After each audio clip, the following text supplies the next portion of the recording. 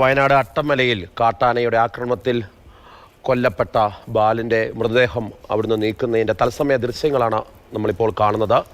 Inquest നടപടികൾ അല്പസമയം മുൻപ് ഈ അപകടം നടന്ന സ്ഥലത്ത് വെച്ച് തന്നെ പൂർത്തിയാക്കി. ഇനി പോസ്റ്റ്മോർട്ടം നടപടികൾക്കായി ഇപ്പോൾ ആശുപത്രിയിലേക്ക് മാറ്റുകയാണ്. അട്ടമല സ്വദേശിയായ ബാലകൃഷ്ണന്റെ വെറും 24 വയസ്സ് മാത്രമാണ് ആ യുവാവിന്റെ പ്രായം. കാട്ടാനയുടെ ആക്രമണത്തിൽ കൊല്ലപ്പെട്ട ബാലകൃഷ്ണന്റെ മൃതദേഹം അവിടെ നിന്ന് മാറ്റുകയാണ്. ഉന്നതിയിലെ ജീവനക്കാരനാണ് എന്നാണ് അറിയാൻ കഴിയുന്നത്. വിവരങ്ങളുമായി കമൽ ചേരുന്നുണ്ട്. കമല്, ഇപ്പോൾ മൃതദേഹം അവിടെ നിന്ന് നീക്കുന്നു. ഇനിയുള്ള തുടർ നടപടികൾ എന്തൊക്കെയാണ്? ആരൊക്കെയാണ് ഇപ്പോൾ അവിടെ എത്തിച്ചേർന്നിട്ടുള്ളത്? ഇവിടെ റവന്യൂ ഉദ്യോഗസ്ഥരുണ്ട്, ഡിവൈഎസ്പി ഉൾപ്പെടെയുള്ള പോലീസ് ഉദ്യോഗസ്ഥരുണ്ട്, വനംവകുപ്പിൻ്റെ ഉദ്യോഗസ്ഥരുണ്ട്, ജനപ്രതിനിധികൾ, മേപ്പാടി പഞ്ചായത്തിലെ മിക്കവാറും എല്ലാ ജനപ്രതിനിധികളും ഇവിടെയുണ്ട്. പക്ഷേ വാഹനം തണലത്തേക്ക് മാറ്റിവെക്കാനാണ് UDF പ്രവർത്തകർ. കലക്ടർ വരാതെ ഇവിടെ നിന്ന് ആംബുലൻസ് മാറ്റാൻ അനുവദിക്കില്ല എന്ന നിലപാടാണ് സ്വീകരിക്കുന്നത്. തണലത്തേക്ക് വാഹനം മാറ്റി നിർത്താനാണ് ആവശ്യപ്പെടുന്നത്. പഞ്ചായത്ത് പ്രതിനിധികൾ ഉൾപ്പെടെ ആ നിലപാടിലാണ്. ജില്ലാ കലക്ടർ എത്തണം, ഇവരുടെ പുനരധിവാസ കാര്യത്തിലൊരു തീരുമാനം ഉണ്ടാകണം എന്നാണ്. എന്തപ്പം അങ്ങോട്ട് കൊണ്ടുപോകാൻ സമ്മതിക്കില്ല എന്നാണ്. തഹസിൽദാർ ഉൾപ്പെടെ ആൾക്കാർ വരുന്നുണ്ട്, മറ്റേ DF ഉണ്ട്, അതിൻ്റെ അതുമായി ബന്ധപ്പെട്ട ട്രൈബൽ ഡിപ്പാർട്ട്മെൻറ്റ്. ഇവരൊരു തീരുമാനം എടുത്ത ശേഷം നമുക്ക് ബോഡി ഇവിടെ ഞങ്ങൾ കൊണ്ടുപോകാൻ സമ്മതിക്കുള്ളൂ. ബോഡിയുടെ അനാദരപ്പെടുന്ന തീരുമാനം അവർക്ക് കൊടുക്കേണ്ട ആനുകൂല്യം ഗവൺമെൻറ് അതാ സമയങ്ങൾ ഒരു മൃഗത്തിൻ്റെ ആക്രമണം സംഭവിച്ചാൽ ആ ബോഡിക്ക് എന്തൊക്കെ ഗവൺമെൻറ് കൊടുക്കണം, ആ സാധനം കുടുംബത്തിന് കൊടുക്കണം. അവർക്ക് കുടുംബത്തിന് ഒരു ജോലിയും കാര്യങ്ങളും കൊടുക്കണം, മറ്റുള്ള അടിസ്ഥാന സൗകര്യം ഒരുക്കണം. അവർ എത്രയും പെട്ടെന്ന് ഈ പറയുന്ന ഏറാട്ടുകുണ്ട് കോളനിയിൽ മറ്റ് നല്ലൊരു സേഫായ സ്ഥലത്തിലേക്ക് മാറ്റി താമസിപ്പിക്കണം. എന്താ UDF ഇപ്പം ഞങ്ങൾ ആവശ്യപ്പെടുന്നത്? ഇവിടെ വയനാട്ടിൽ പല പ്രദേശങ്ങളിലും വന്യമൃഗശല്യവും കാട്ടാനശല്യം മൂലം മനുഷ്യന്മാർ മരണപ്പെട്ടുകൊണ്ടിരിക്കുക.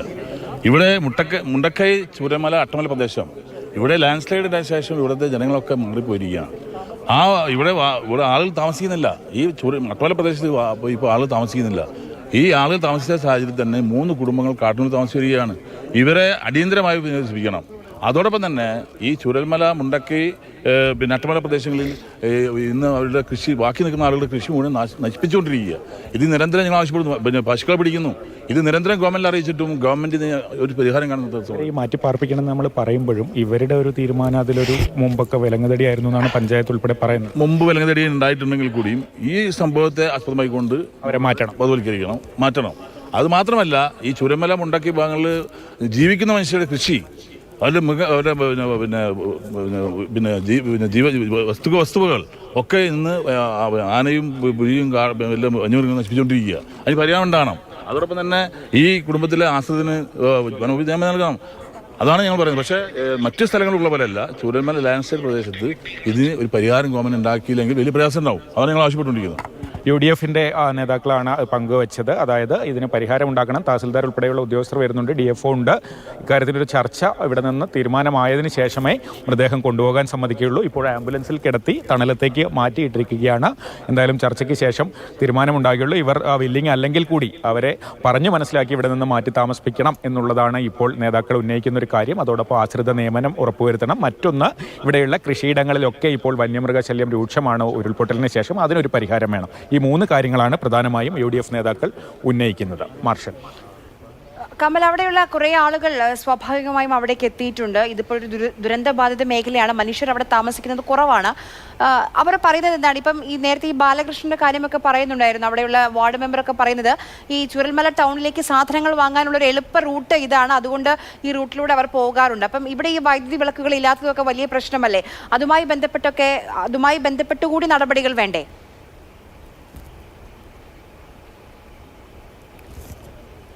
ഈ ഏറാട്ടുകുണ്ട് കോളനി, ഈ ഏറാട്ടുകുണ്ട് ഉന്നതി എന്ന് പറയുന്നത് കാട്ടിനകത്താണ്. അവിടെ അവരെ ഈ ഉരുൾപൊട്ടലിന് ശേഷം അവിടെ നിന്ന് പൂർണ്ണമായും മാറ്റിയതാണ് ഈ ക്വാർട്ടേഴ്സിലേക്ക്. പക്ഷേ ഇപ്പോഴും 3 കുടുംബങ്ങൾ അവിടെ താമസിക്കുകയാണ്. ആ 3 കുടുംബങ്ങളിൽപ്പെട്ട ആളുകൾ ഈ കുറുക്കുവഴിയിലേക്കൊക്കെ ടൗണിലേക്കും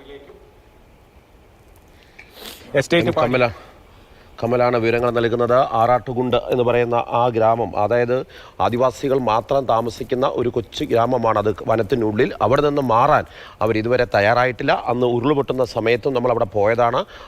കൊച്ചു കുട്ടികൾ ഉൾപ്പെടെയുള്ളവർ അന്നും ആ വനത്തിനുള്ളിൽ കഴിയുകയായിരുന്നു. വളരെ നിർബന്ധിച്ചിട്ട് പോലും, ഉരുൾപൊട്ടിയിട്ട് പോലും മറ്റു സ്ഥലങ്ങളിലേക്ക് മാറുവാൻ വേണ്ടിയുള്ള ഒരു നീക്കവും അവരുടെ ഭാഗത്തുനിന്നുണ്ടായിരുന്നില്ല. കാരണം കാനനവാസികളാണ്, അവർക്ക് കാടുമായി ബന്ധപ്പെട്ട് മാത്രമേ ജീവിക്കാൻ കഴിയുള്ളൂ. അത്തരമൊരു സാഹചര്യത്തിൽ ഏറാട്ടുകുണ്ടിലെ ഉന്നതിയിലുള്ള ആദിവാസികൾക്ക് താഴേക്ക് വരുവാനുള്ള താല്പര്യമില്ല.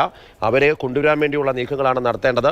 കമൽ ചേരുന്നുണ്ട്. കമൽ, അത്തരമൊരു നീക്കം ഇനിയും ഉണ്ടാകുമോ? കാരണം നമുക്കറിയാം അവർക്ക് അവിടുന്ന് ഇങ്ങോട്ട് വരാൻ താല്പര്യമുണ്ടാകില്ല. എന്നാൽ കൂടുതൽ കലുഷിതമായ രീതിയിലേക്കാണ് കാര്യങ്ങൾ പോകുന്നത്. കാട്ടാനയുടെ ആക്രമണം കൂടുതലാണ്. ഉരുൾപൊട്ടലിന് ശേഷമുണ്ടായിട്ടുള്ള അവിടുത്തെ ഒരു രീതി മാറിയിരിക്കുന്നു. ഇത്തരമൊരു സാഹചര്യത്തിൽ അത്രയും പേരെ വേറെ ഏതെങ്കിലും ഒരു സംരക്ഷിത മേഖലയിലേക്ക് കൊണ്ടുവരാൻ വേണ്ടിയുള്ള നടപടികളുമായി മുന്നോട്ട് പോകേണ്ടതല്ലേ?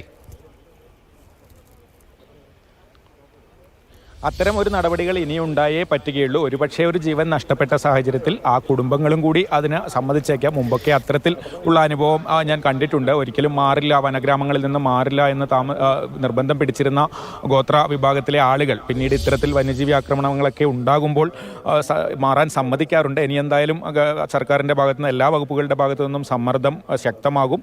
അവരെ ഏത് വിധേനയും മാറ്റി താമസിപ്പിക്കാൻ പൊതുപ്രവർത്തകർ ഉൾപ്പെടെ ഇടപെടും. നേരത്തെ തന്നെ വനം വകുപ്പ്, അതുപോലെ പട്ടികവർഗ വകുപ്പൊക്കെ പലപ്പോഴും ഇവരോട് മാറി താമസിക്കാൻ ആവശ്യപ്പെടുന്നതാണ്. ഉരുൾപൊട്ടൽ സമയത്ത് തന്നെ പലതവണ സാധനങ്ങളൊക്കെ അവിടെ എത്തിച്ചു കൊടുക്കുകയും അപ്പോഴൊക്കെ സ്നേഹപൂർവ്വം ഇവരെ മാറ്റാനൊക്കെ ശ്രമിച്ചിരുന്നു. പക്ഷേ അത് നടന്നില്ല. എന്തായാലും ഇപ്പോഴതൊരു വലിയ ദുരന്തത്തിൽ കലാശിച്ചിരിക്കുന്നു. ഇനിയെങ്കിലും അക്കാര്യത്തിൽ ഒരു തീരുമാനമുണ്ടാകണം. അവരെ പറഞ്ഞു മനസ്സിലാക്കി അവിടെ നിന്ന് മാറ്റി പാർപ്പിക്കണം എന്നുള്ളത് തന്നെയാണ് എല്ലാവരും ഒറ്റക്കെട്ടായി പറയുന്നത്.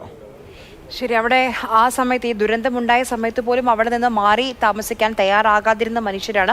പലരെയും സമീപത്തുള്ള പള്ളിക്ക് അടുത്തെ ക്വാർട്ടേഴ്സിലേക്ക് മാറ്റി. പക്ഷേ ഇനിയും ഇപ്പോഴും ആ ഭാഗത്ത് ആളുകൾ താമസിക്കുന്നുണ്ട്, കുടുംബങ്ങൾ താമസിക്കുന്നുണ്ട്. അവരെ കൂടി എത്രയും പെട്ടെന്ന് മാറ്റി പാർപ്പിക്കണം. അവരെ പറഞ്ഞ് മനസ്സിലാക്കി കാര്യങ്ങൾ ബോധ്യപ്പെടുത്തി മാറ്റി പാർപ്പിക്കാനുള്ള ശ്രമങ്ങൾ നിർബന്ധമായും അവിടെയുള്ള അധികൃതർ എടുക്കേണ്ടതാണ്. ഇൻക്വസ്റ്റ് നടപടികൾ പൂർത്തിയാക്കിയിട്ടുണ്ട്. ആംബുലൻസിലേക്ക് മാറ്റിയെങ്കിലും എനിക്ക് തോന്നുന്നു ചില ഉറപ്പുകൾ ആശ്രിത നിയമനവുമായി ബന്ധപ്പെട്ടും നഷ്ടപരിഹാരവുമായി ലഭിക്കണം. അതായത് ഇത്തരം ഒരു ആക്രമണം തുടർച്ചയാകുന്ന സാഹചര്യത്തിൽ നാട്ടുകാരുടെ പ്രതിഷേധം, അതോടൊപ്പം തന്നെ പ്രതിപക്ഷത്തിൻ്റെ പ്രതിഷേധമൊക്കെ സ്വാഭാവികമായി സംഭവിക്കാം. ഇവരുടെ ജീവനും സ്വത്തിനും സംരക്ഷണം നൽകുന്ന അടിയന്തര നടപടികൾ വേണമെന്നുള്ള നിർദ്ദേശം മുന്നോട്ട് വരാം. അത്തരം കാര്യങ്ങളെല്ലാം ഇന്ന് വനമന്ത്രിയുടെ നേതൃത്വത്തിൽ ഉന്നതതല യോഗം ചേരുന്നുണ്ട്. അതിനുശേഷം ദുരിത സംഭവങ്ങൾ മുഴുവനൂടെ പരിഗണിച്ചുകൊണ്ട് 4:30 മറ്റു യോഗങ്ങൾ ചേരുന്നുണ്ട്. ഇതെല്ലാം ഒരുപക്ഷെ മുൻകൂട്ടി കണ്ടുകൊണ്ടാകാം ഇത്തരമൊരു പ്രതിഷേധം കൂടി അവർ സംഘടിപ്പിക്കുന്നത്. അങ്ങനെയെങ്കിൽ മാത്രമേ ഇവർക്ക് അർഹമായിട്ടുള്ള കാര്യങ്ങൾ ലഭിക്കുകയുള്ളൂ എന്ന് തിരിച്ചറിഞ്ഞുകൊണ്ടുള്ള ഒരു പ്രതിഷേധം അവിടെ പ്രതീക്ഷിക്കാം.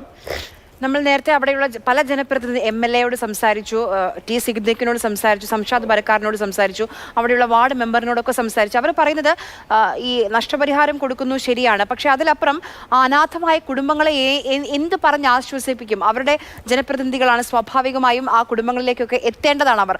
പക്ഷേ ഇങ്ങനെ ഓരോ ദിവസവും ഈ രീതിയിലുള്ള ആക്രമണങ്ങൾ, ജീവൻ നഷ്ടപ്പെടുന്ന വിവരങ്ങൾ വരുമ്പോൾ എന്ത് പറഞ്ഞാണ് ആ മനുഷ്യരെ, ആ കുടുംബത്തെയൊക്കെ ആശ്വസിപ്പിക്കുക എന്നുള്ളൊരു കാര്യം കൂടിയുണ്ട്. അത് അവരുടെ വാക്കുകൾ നിഴലിക്കുന്നുമുണ്ടായിരുന്നു.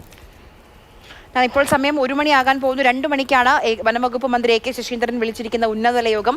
അതിൽ നിർദ്ദേശങ്ങൾ മാത്രമല്ല, നിർദ്ദേശങ്ങൾ എങ്ങനെ എത്രയും പെട്ടെന്ന് നടപ്പിലാക്കാം എന്നുള്ളൊരു ഉറപ്പ് കൂടിയാണ് ശരിക്കും വേണ്ടത്. അതിനുശേഷം 4:30 ദുരന്ത നിവാരണ അതോറിറ്റിയുടെ നേതൃത്വത്തിലുള്ള യോഗവും ചേരുന്നുണ്ട്. ആദിവാസികൾ ഉൾപ്പെടെയുള്ളവരെ വനമേഖലയിൽ എങ്ങനെ സംരക്ഷിക്കാം എന്നുള്ള കാര്യത്തിലെല്ലാം ഈ 2 യോഗങ്ങളിൽ തീരുമാനമുണ്ടാകുമെന്ന് നമുക്ക് പ്രതീക്ഷിക്കാം.